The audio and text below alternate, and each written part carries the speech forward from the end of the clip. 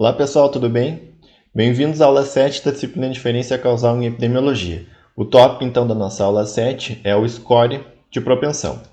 Essa aula vai ser dividida em 5 vídeos. No primeiro deles, nós vamos falar sobre as limitações do cálculo dos pesos através do método que nós temos utilizado até então, que é através de uma estratificação da amostra.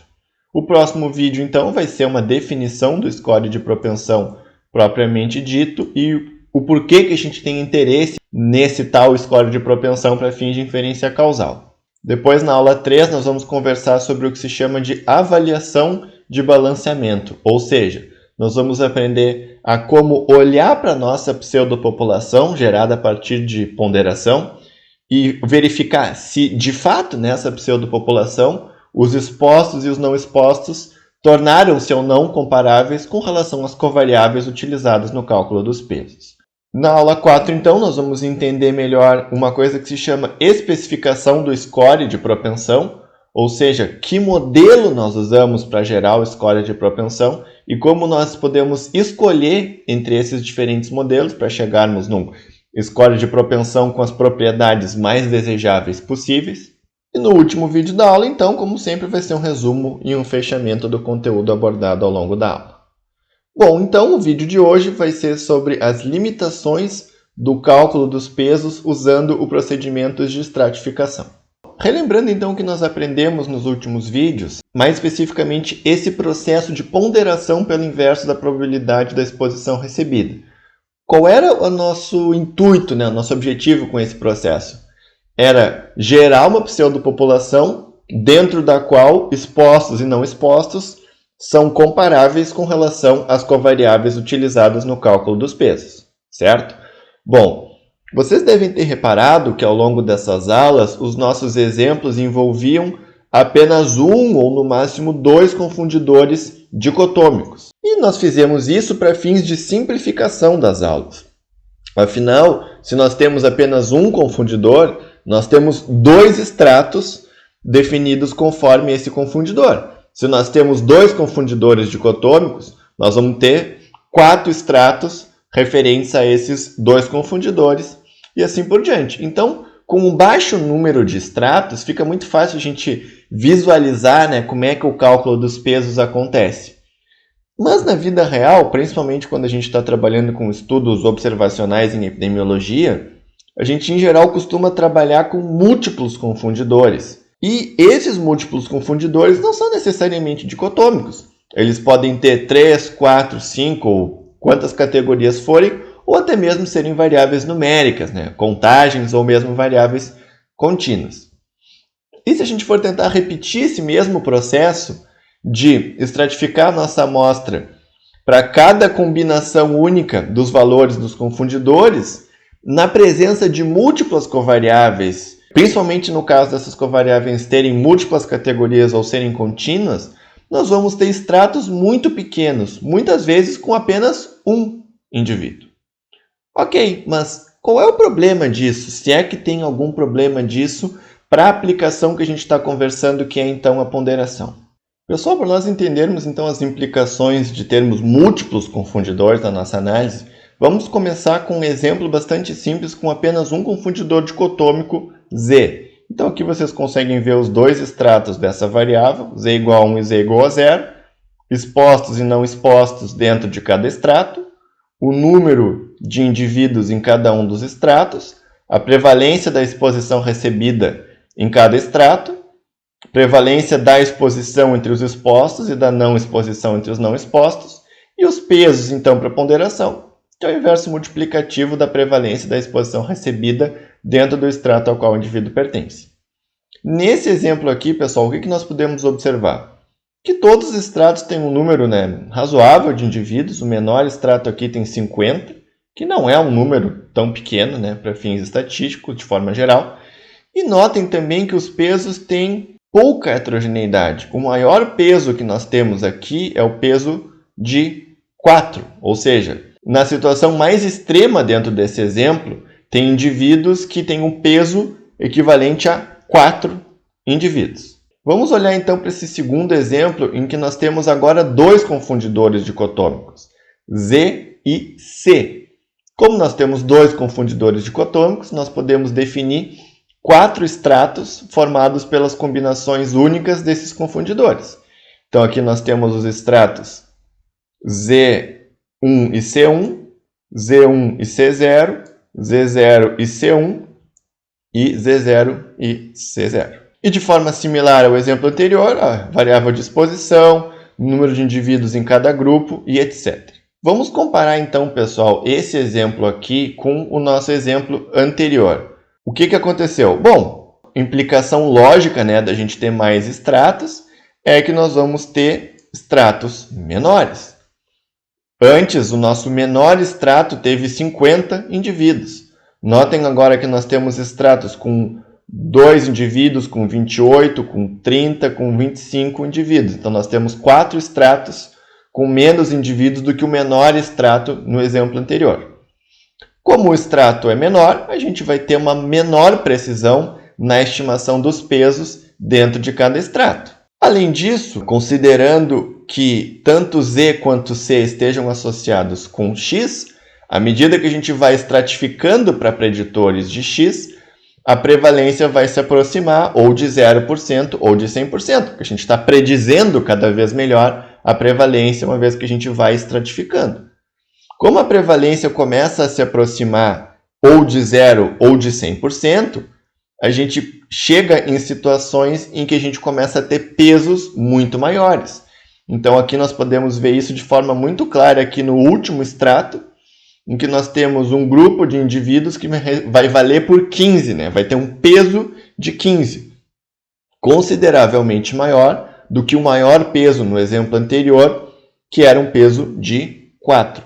E isso acontece, de novo, porque ao estratificar para mais e mais e mais preditores da exposição, nós conseguimos explicar cada vez mais essa exposição, né? Nós conseguimos predizer cada vez melhor essa exposição. Ou, em outras palavras, minimizar a variância da exposição dentro de cada extrato. E minimizar a variância de uma exposição dicotômica significa aproximar a prevalência dessa exposição para de 0% ou de 100%, ou distanciar de 50%. Pessoal, então vamos agora modificar um pouquinho o exemplo anterior. E agora eu quero chamar a atenção para esse último extrato aqui. A principal diferença agora com relação ao exemplo anterior é que nesse extrato a prevalência da exposição é de 100%.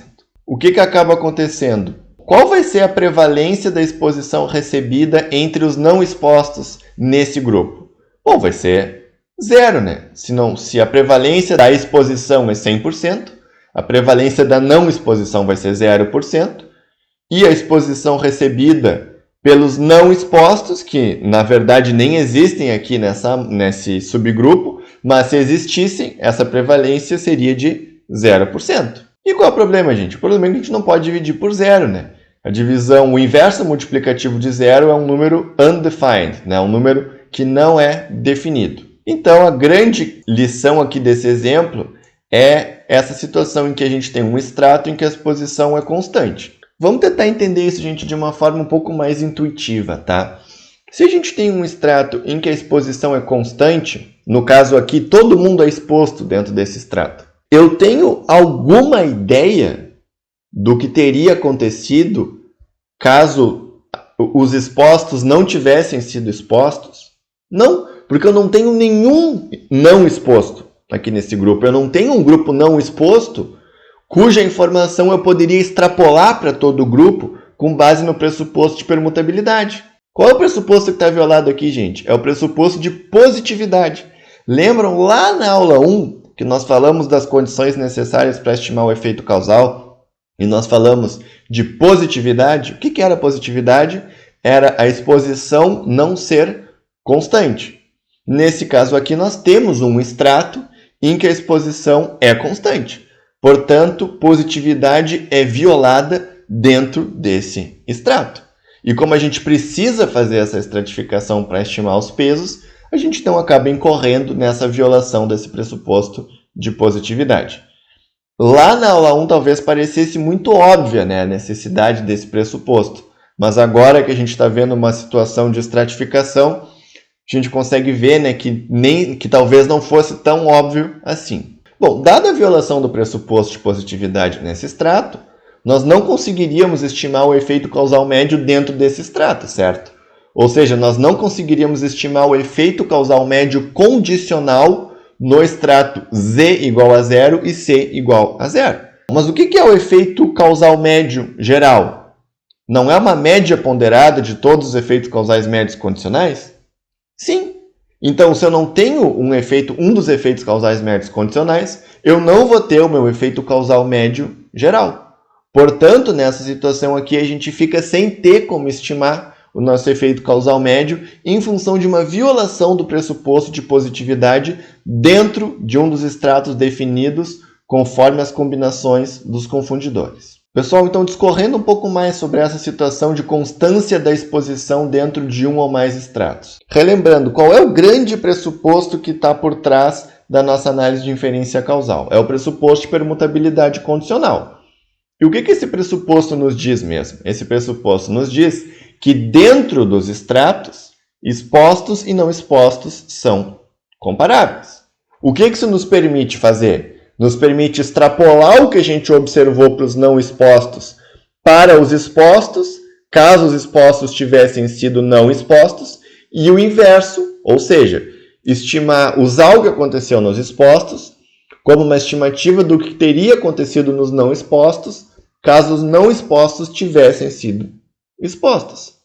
Mas, para a gente poder fazer essa extrapolação, a gente precisa que existam indivíduos expostos e não expostos dentro de cada extrato. Senão a gente não tem nenhuma informação que a gente consiga utilizar para extrapolar para o outro grupo.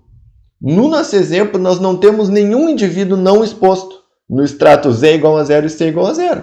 Então, como é que a gente vai ter uma ideia do que aconteceria nesse extrato caso todos tivessem sido não expostos, se não teve ninguém não exposto?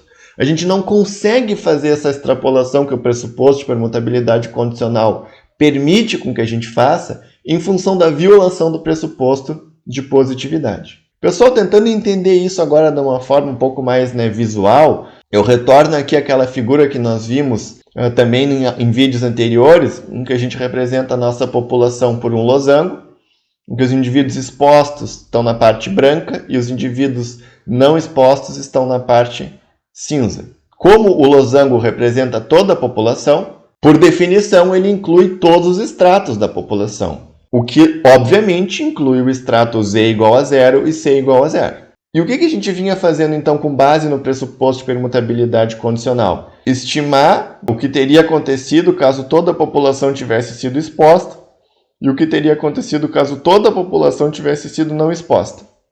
Qual é o problema, gente? No nosso exemplo, não tinha nenhum indivíduo não exposto no extrato Z igual a 0 e C igual a 0. Como não tinha nenhum indivíduo não exposto nesse grupo, a gente não consegue estimar todo esse losango cinza. Fica faltando esse pedacinho aqui correspondente justamente a esse extrato. Porque nesse extrato eu não tenho nenhuma informação do que teria sido o desfecho caso as pessoas não tivessem sido expostas, em função de uma prevalência de 100% da exposição. E como então eu não consigo calcular todo esse losango cinza, eu não tenho esse componente aqui do efeito causal médio e, portanto, eu não consigo calcular o efeito causal médio geral. Bom, pessoal, então nós temos, principalmente na situação de múltiplas covariáveis, essa possibilidade, esse risco aumentado, digamos assim, de constância da exposição dentro de um ou mais extratos. Afinal, quanto mais a gente estratificar a nossa amostra para preditores da exposição, mais a prevalência da exposição dentro de cada um desses extratos vai se aproximar de 0 ou de 100%. Em outras palavras, menor vai ser a variância dessa exposição. Bom, o que a gente faz então nessa situação em que nós temos extratos com exposição constante? Será que a gente deve excluir esses extratos da nossa análise? Se o nosso objetivo é estimar o efeito causal médio, essa não vai ser uma opção adequada, pessoal? Afinal, essa exposição envolve descartar da nossa análise um subgrupo da população. E, portanto, o nosso efeito causal não vai ser mais um efeito causal médio geral. Vai ser um efeito causal médio condicional Afinal, vai ser um efeito causal referente a um subgrupo da população. No caso, o subgrupo o qual não inclui estratos com exposição constante. E além disso, desse problema conceitual da gente não conseguir estimar o efeito causal médio geral ao excluir estratos com exposição constante, também pode ter a situação em que existam muitos estratos com exposição constante. De forma que se a gente for descartar todos esses estratos, a gente vai descartar uma parcela muito grande da amostra e essencialmente jogar a informação no lixo. Então o que a gente pode fazer? A gente pode deixar de ajustar para um desses confundidores? Pensem comigo. Se a gente estratifica para um confundidor e não temos nenhum extrato com exposição constante. Estratificamos para um segundo confundidor, então agora estamos fazendo uma estratificação dupla. E continuamos não tendo extratos com exposição constante. Aí incluímos um terceiro confundidor. Aí sim, agora nós temos extratos com exposição constante. Bom, se a gente voltar para a situação em que a gente tinha dois confundidores, a gente não teria nenhum extrato com exposição constante e conseguiria realizar a nossa análise. Qual é o problema disso? Se a gente selecionou esses três confundidores com base nos nossos pressupostos causais, não vai ser mais plausível a gente assumir que permutabilidade condicional vai ser cumprido numa situação em que a gente está deixando de ajustar para um desses confundidores. Afinal, a gente entende que é necessário ajustar para esses três confundidores para atingir permutabilidade condicional.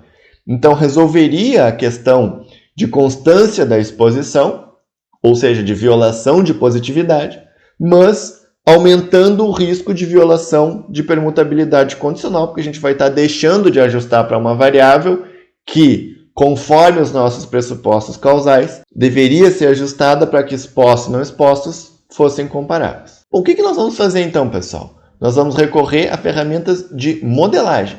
Nós vamos estimar os pesos para a ponderação, não mais estratificando, mas utilizando algum tipo de modelo matemático que nos permita introduzir pressupostos paramétricos e, a partir então desses pressupostos, conseguir ter estimativas válidas de pesos para todos os indivíduos da nossa amostra. Nós vamos então discutir como fazer esse processo de modelagem a partir então da parte 2 da aula 7. Para o vídeo de hoje nós encerramos por aqui, espero que tenha ficado claro. Nos vemos então na continuação da aula. Até a próxima!